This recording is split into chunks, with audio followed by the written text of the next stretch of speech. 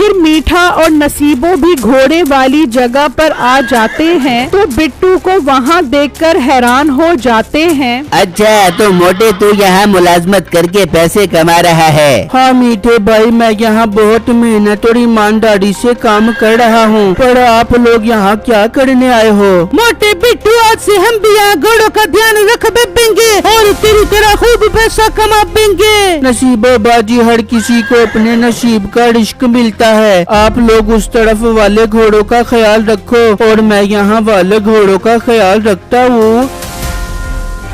एक वक्त का किस्सा है। सूरजमुखी गांव में बिट्टू नाम का लड़का अपनी बीवी छम्मो और माँ के साथ रहता था। उस गांव में बिट्टू की खेती बाड़ी के लिए एक छोटी सी जमीन थी। इस साल बारिश न होने की वजह से लोगों की फसलें बंजर हो गई थीं। एक दिन बिट्टू फैमिली के साथ बैठा होता है। बेगम, आपको क्या लगता है बारिश कब होगी? अगर कई दिन तक बारिश ना हुई तो हमारा खेत भी बाकियों की तरह सूख जाएगा। बिट्टू जी, मैं भी बारिश न होने की वजह से बहुत परेशान हूँ। हम तो दुआ ही कर सकते हैं कि जल्दी कोई उम्मीद की किरण पैदा हो जाए और बारिश हो जाए। बिट्टू बेटा, मैं तो तेरे लिए बहुत दुआएं करती हूँ। अल्लाह तुझे जल्दी मुश्किल वक्त से निकाले और तुझे कामयाबी दे। माँ जी, ये आप ही की दुआएं हैं जो आज हमारे पास ये घर और एक खेत है। उसी गांव में मीठे नाम का लड़का अपनी बीवी नसीबो और सास के साथ रहता था। मीठा बहुत हराम था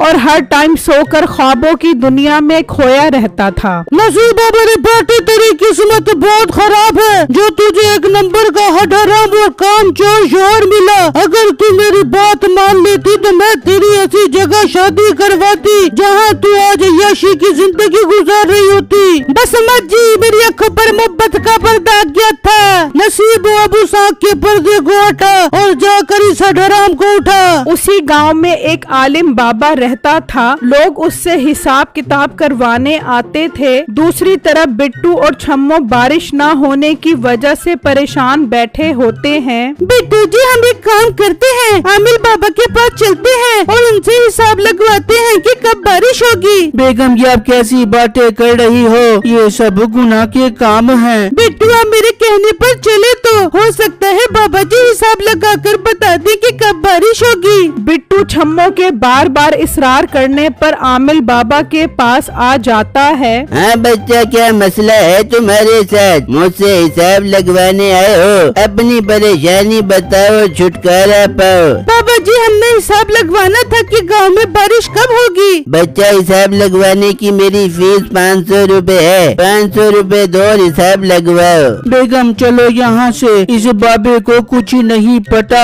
ये सिर्फ दिहाड़ी लगाने के लिए यहाँ पर बैठा हुआ है। इस बात पर बाबा को बहुत गुस्सा आता है। बच्चा, अपनी जबान को लगाम दे और निकल जा यहाँ से, और जाते जाते ये सुनता जा, बहुत जल्द गांव में बारिश होने वाली है। बारिश होने वाली बात सुनकर छम्मो और बिट्टू खुश हो जाते हैं, पर बारिश बाबा के कहने पर थोड़ी होनी थी। फिर कुछ दिन गुजर जाते हैं पर बारिश नहीं होती और बिट्टू का खेत सूख जाता है। बिट्टू अपना खेत देखकर बहुत परेशान हो जाता है और परेशान घर आ जाता है और वो फैसला करता है कि अब उसे काम की तलाश में दूसरे गांव में जाना चाहिए। बिट्टू बेटा, जैसे तुझे मुनासिब लगे, मगर अब तो मैं सफर करने के काबिल नहीं हूँ, इसलिए मैं दूसरे गांव नहीं जा सकती। माँ जी, अगर आप इजाजत दे तो मैं भी बिट्टू के साथ चली जाऊँ। हो सकता है मुझे भी कोई काम मिल जाए। हाँ माँ जी, ये सही कह रही है। मुझे भी ज्यादा मसला नहीं होगा और मेरी हिम्मत बांटने के लिए भी कोई मेरे साथ होगा।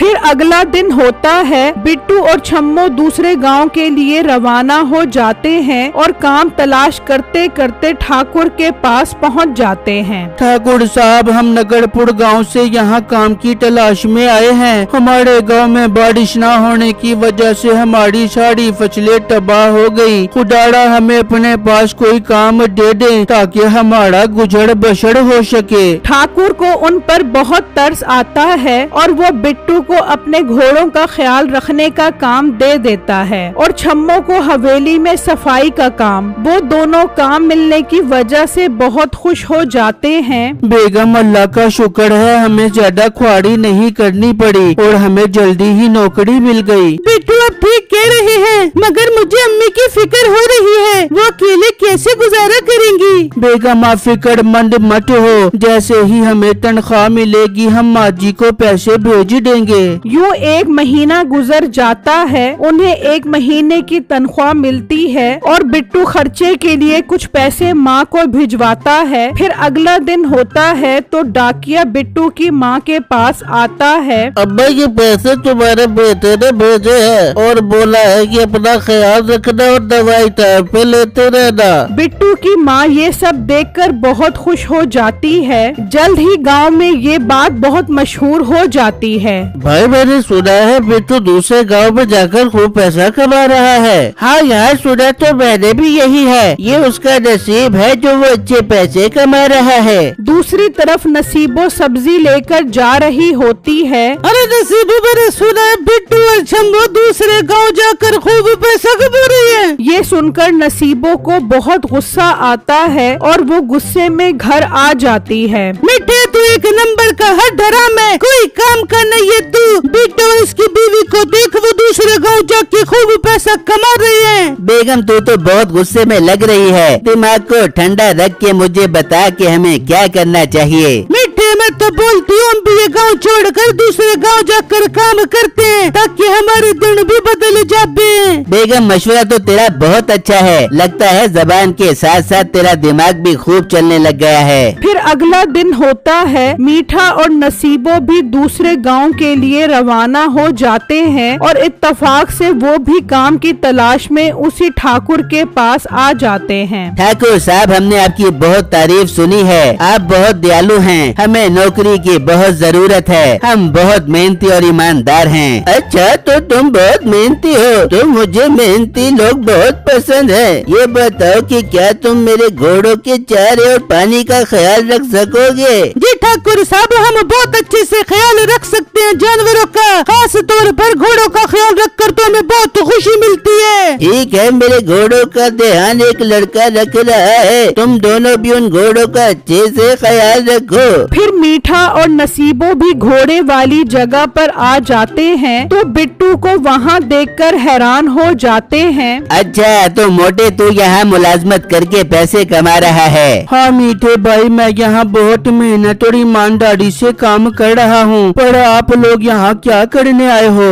मोटे बिट्टू आज से हम भी यहाँ घोड़ों का ध्यान रख बेंगे और तेरी तरह खूब पैसा कमा बेंगे। नसीबो बाजी हर किसी को अपने नसीब का रिश्क मिलता है, आप लोग उस तरफ वाले घोड़ों का ख्याल रखो और मैं यहाँ वाले घोड़ों का ख्याल रखता हूँ। फिर नसीबो और मीठा भी घोड़ों के चारे पानी का ध्यान रखना शुरू कर देते हैं। इस तरह कई दिन गुजर जाते हैं तो नसीबो मीठे से कहती है, मीठे मुझसे इस बदबूदार जगह पर काम नहीं होता, ठाकुर साहब से बात कर, वो मुझे छम्मो की तरह हवेली के अंदर का काम दे दे बे। ठीक है बेगम मैं ठाकुर साहब से बात करता हूँ। फिर मीठा ठाकुर साहब के पास आकर अपनी बीवी को हवेली के अंदर काम दिलवाने का बोलता है तो ठाकुर मान जाता है। फिर नसीबो भी छम्मो के साथ हवेली के अंदर सफाई का काम करने लग जाती है, जबकि मीठा और बिट्टू घोड़ों की देखभाल का काम करते हैं। ठाकुर जब बिट्टू के काम की तारीफ करता है तो मीठे को बहुत गुस्सा आता है और यही हाल नसीबो का भी होता है। नसीबो तुम्हें अभी तजर्बे की काफी जरूरत है, छम्मो तो आते के साथ ही काम सीख गई थी। कोई बात नहीं मालकिन, नसीबो बाजी भी आहिस्ता आहिस्ता सीख जाएंगी। इस तरह कई दिन गुजर जाते हैं। मीठा और नसीबो काम से उकता जाते हैं। मीठे में सोच रही थी हम क्यों न अपने गाँव वापस चले जाते।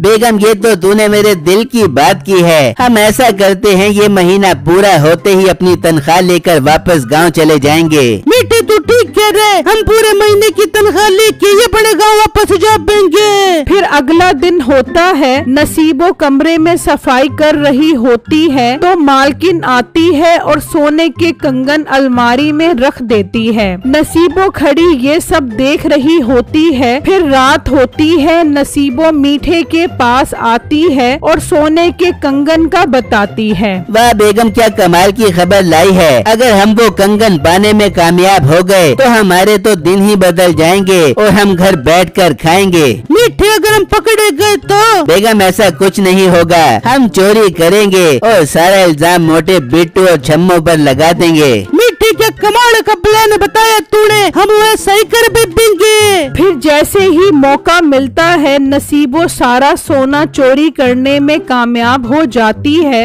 एक दिन ठाकुर अपनी बीवी के साथ बैठा होता है। बेगम जो सोने के जेवरात पड़े हैं वो ले आ, मैंने उसे देखकर एक काला नस्ल का घोड़ा खरीदना है। जी मैं अभी लेकर आती हूँ। फिर मालकिन कमरे में आती है और अलमारी में देखती है वहाँ कोई जेवरात नहीं होते। वो परेशान होकर सारी बात ठाकुर को बताती है। ठाकुर को ये सुनकर बहुत गुस्सा आता है और वो मीठे और बिट्टू को अपने पास बुलाता है। मीठे और बिट्टू सच सच बताओ, मेरे सोने के जेवरात तुम दोनों में से किसने चोरी किए हैं? मालिक मुझे तो इस बिट्टू पर शक है, ये बार बार आपकी हवेली के चक्कर लगाता था। मालिक मुझसे कसम ले लो, मुझे इस बारे में कुछ भी मालूम नहीं है। मैं सारे मुलाजमों की तलाशी लूंगा और जिसने भी चोरी किए होंगे उसे सख्त सजा दूंगा।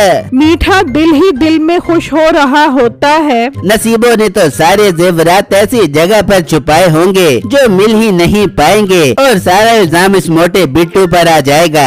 दूसरी तरफ मालकिन नसीबो और छम्मो को बुलाती है। देखो छम्मो और नसीबो, तुम दोनों ही घर की सफाई करते हो। जेवरात तुम दोनों में से किसी एक ने चोरी किए होंगे। मालकिन मैं हलाल कमाने पर यकीन रखती हूँ, चाहे तो आप मेरे कमरे की तलाशी ले लें। यहाँ नसीबो दिल ही दिल में खुश हो रही होती है। अब तक तो मीठे ने मेरे कमरे से वो सारा सोना उठाकर ठाकुर के खेत में छुपा दिया होगा। ठाकुर अपने दोनों मुंशी को इनके कमरे की तलाशी लेने का बोलता है तो मुंशी पहले छम्मो के कमरे की तलाशी लेता है तो वहाँ उसे कुछ नहीं मिलता और जब वो नसीबो की कमरे की तलाशी लेते हैं सोना नसीबो के बेड के नीचे से मिलता है। ये देखकर मीठे और नसीबो को एक दूसरे पर बहुत गुस्सा आता है। मीठे और नसीबो तुम दोनों चोर हरामखोर निकले। मालिक वो हमें माफ कर दें, हमसे बहुत बड़ी गलती हो गई। आइंदा हम ईमानदारी से काम करेंगे। ईमानदारी के बच्चे, तुम दोनों को तो मैं ऐसी सजा दूंगा कि तुम याद रखोगे। और बिट्टू और जम्मो तुम दोनों मुझे माफ कर दो कि मैंने तुम दोनों की ईमानदारी पर शक किया। मालिक ऐसा बोलकर हमें शर्मिंदा न करें, हमने आपका नमक खाया है, हम नमक हरामी करने का सोच भी नहीं सकते थे। ठाकुर बिट्टू और छम्मो से बहुत खुश होता है। बिट्टू मैं अपने घोड़ों में से एक घोड़ा तुम्हें इनाम में देता हूँ, तुम इस घोड़े को सवारी बनाकर पैसे कमाओ। ये सुनकर बिट्टू और छम्मो बहुत खुश हो जाते हैं और वो घोड़ा लेकर दूसरे गांव निकल पड़ते हैं। जबकि मीठे और छम्मो की ये सजा थी कि वो अब सारी जिंदगी बगैर तनख्वाह के घोड़ों की देखभाल करेंगे।